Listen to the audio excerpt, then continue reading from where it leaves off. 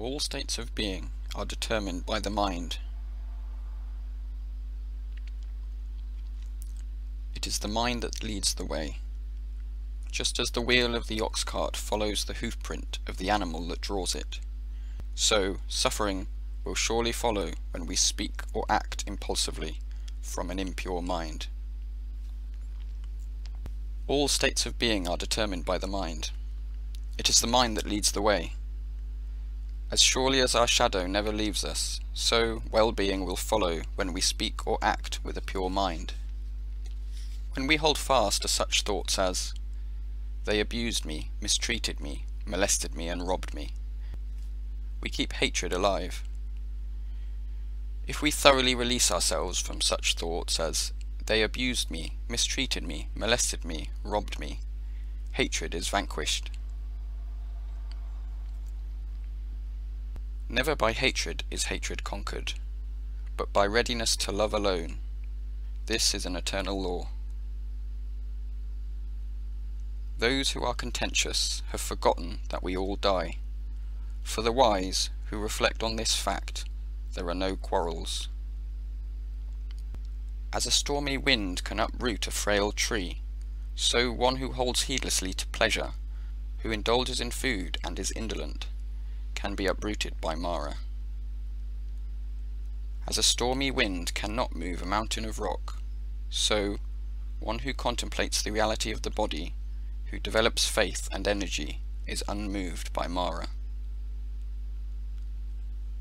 Wearing the robe of a renunciate does not in itself render one pure. Those who wear it and yet lack diligence are heedless.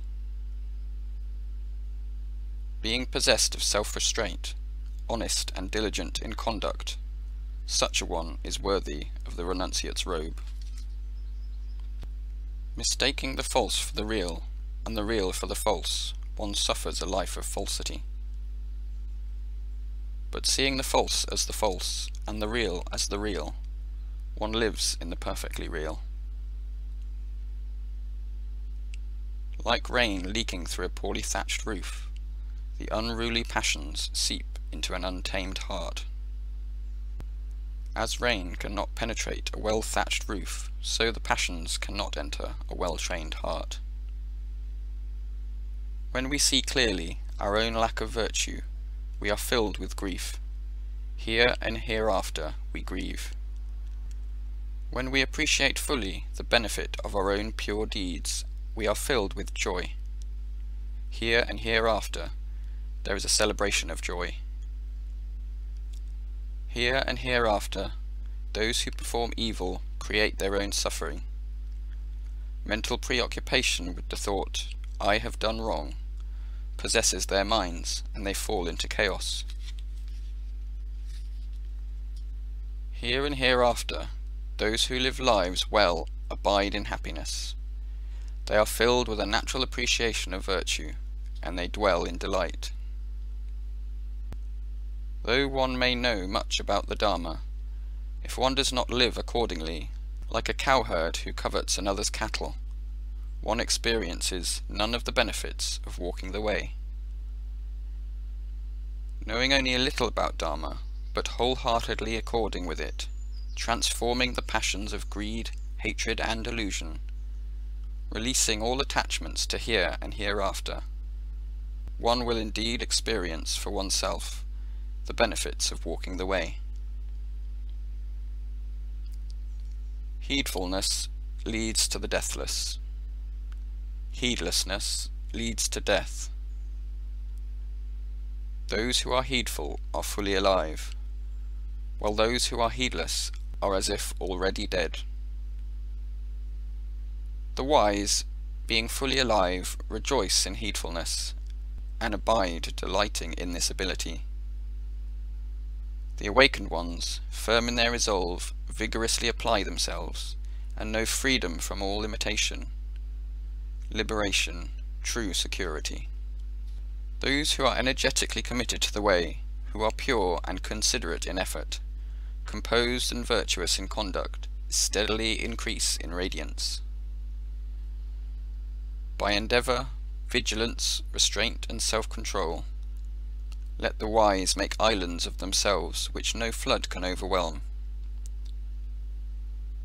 Those who are foolish and confused betray themselves to heedlessness. The wise treasure the awareness they have cultivated as their most precious possession. Do not become lost in negligence. Do not become lost in sensuality. Heeding such counsel, the contemplative discovers profound release. Those awakened ones who have tasted freedom from all distraction by cultivating awareness view all who are suffering with compassionate perspective, as one on a mountain top is able to view the plains. Aware among those who are heedless, awake among those who are asleep. The wise go forward like strong young horses, leaving the exhausted behind. By way of diligent awareness, the god Marga won his realm. Diligence is ever rewarded, negligence is ever scorned.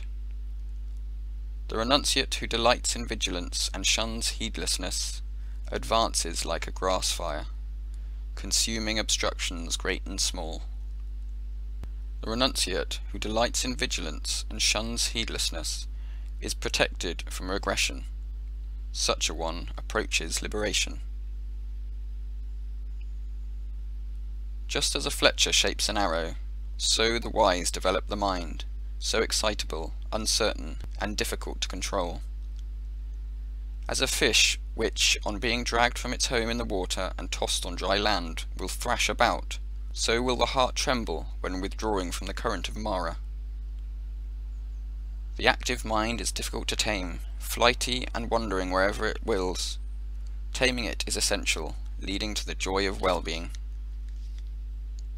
The protected and guarded mind leads to ease of being. Though this mind is subtle, elusive, and difficult to see, one who is alert should tend and watch over it. Wandering far and wide on its own, without form, the mind lies in the heart cavern within.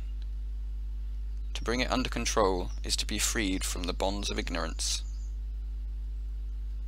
In one whose mind is unsteady, whose heart is not prepared with true teachings, whose faith is not matured, the fullness of wisdom is not yet manifest.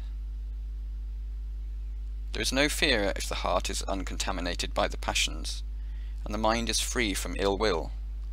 Seeing beyond good and evil, one is awake. Seeing this body to be as fragile as a clay vessel, and fortifying the heart like a city wall, one can confront Mara with the weapon of insight. Having the advantage of non-attachment, one protects what has already been gained. Certainly this body will soon lie lifeless, cast aside on the ground, devoid of consciousness, and as useless as a burnt-out log. More than a thief, more than an enemy, a misdirected mind brings one to harm. Neither mother, father, nor any member of a family can give you the blessings generated by your own well-directed mind.